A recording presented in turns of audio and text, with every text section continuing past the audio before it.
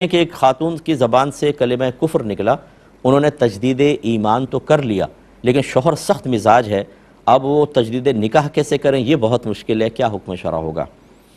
دیکھیں، ہم بہن سے گزارش کرتے ہیں کہ سب سے پہلے آپ کسی اچھے مستند مفتی صاحب سے یہ معلوم کریں کہ یہ کلمہ کفر کون سا والا کفر ہوا ہے، اس سے کون سا کفر ثابت ہوا ہے۔ ایک کفر اتفاقی ہوتا ہے، ایک کفر اختلافی ہوتا ہے۔ اتفاقی کا مطلب تو یہ ہے کہ جو علماء عقائد کو دلائل کے ساتھ ثابت کرتے ہیں اور اس وہ شعبے سے تعلق رکھتے ہیں، انہیں علماء متکلمین کہتے ہیں، اور جو احکام شرعیہ عملیہ سے تعلق رکھتے ہیں یعنی عملی احکام سے، ظاہری احکام سے، ظاہری اعمال سے، انہیں فقہا کہتے ہیں۔ جب علماء متکلمین اور فقہا کسی چیز کے کفر پر متفق ہو جائیں کہ یہ کفر ہے تو یہ کفر اتفاقی ثابت ہوتا ہے اور اس میں انسان مرتد ہو جاتا ہے، اس کے پیچھے سارے اعمال برباد اور نکاح ٹوٹ گیا، کرنا ہی پڑے گا اور توبہ کرنی ہوگی، تجدید ایمان، پھر اس کے بعد جو ہے اللہ چاہے تو اس کے اعمال اس کو لوٹائے ورنہ نہیں۔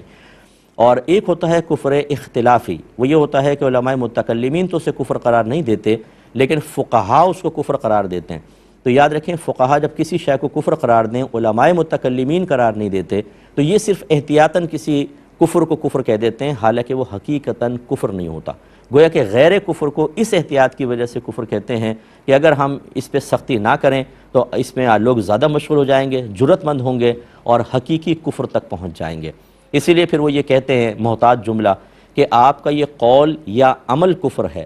لیکن کہنے والے کو یا اس عمل کے کرنے والے کو ہم کافر نہیں کہیں گے، یہ انہوں نے احتیاط کی۔ تو یہ بعض کلمات کفر ایسے ہوتے ہیں، جیسے کتابوں میں بھی آپ کو ملے گا کلمہ کفر کی کتابیں، 100 کلمہ کفر فلاں فلاں، تو ان کے اندر ہر کلمہ کفر جو ہے وہ انسان کو دائرہ اسلام سے حقیقتاً خارج نہیں کرتا۔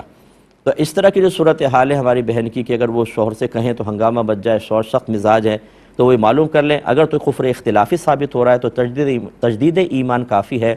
تجدید نکاح نہیں بھی کیا تو کوئی بات نہیں۔ لیکن اگر خدا نخواستہ یہ ارتداد تک بات پہنچ گئی ہے، وہ مرتدہ ہو گئی ہیں، کفر اتفاقی ثابت ہوا ہے، پھر یہ گئیں، پھر تو ان کو یہ تو اجنبی ہو گیا سمجھ لیجئے۔ اس شخص کے ساتھ رہنے کا مطلب ایک اجنبی مرد کے ساتھ رہنا، پھر کوئی کمپرومائز نہیں ہو سکتا، یہ جھجک، شرم، ڈر، خوف سب نکالنا ہوگا اور تجدید نکاح لازم ہوگا۔ یہ کہتے ہیں کہ بعض اوقات